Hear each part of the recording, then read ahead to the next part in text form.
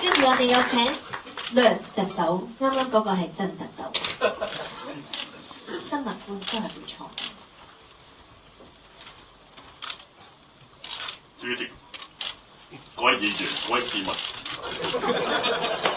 本屆政府一直本住改善民生、促進社會經濟嘅理念為市民服務，以制定一男子唔係第三個男子嘅政策。所以，我哋今次嘅施政報告嘅理念就係關注瀕危扮野藝人共謀夕陽娛樂生計。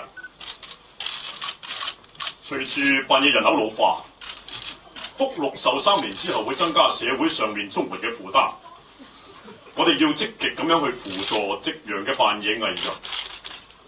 我哋會推出以下嘅政策，包括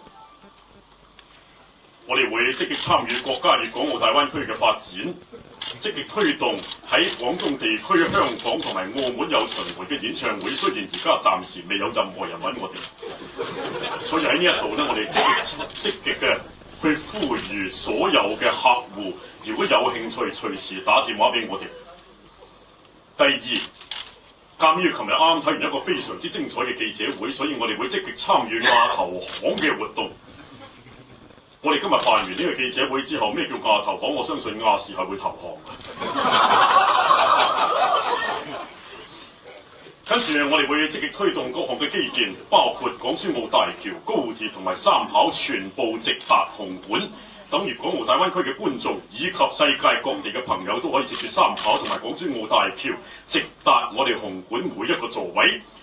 就算係超支幾百億嘅關係，我哋都會不惜工本，令到所有嘅基建上馬。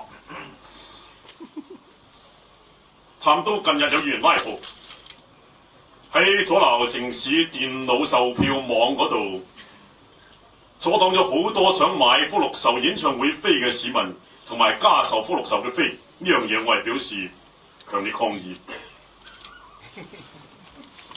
我警告議員係要票債票償，因為我自己都爭好多飛。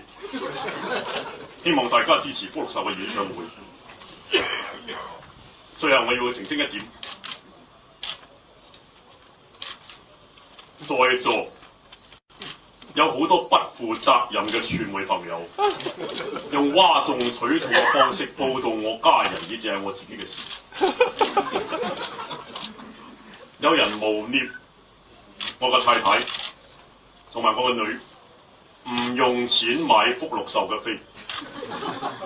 我要強調，我一家人係冇特權，我係真金白銀喺我嗰5000幾萬度攞咗5000幾蚊出嚟買嗰啲飛。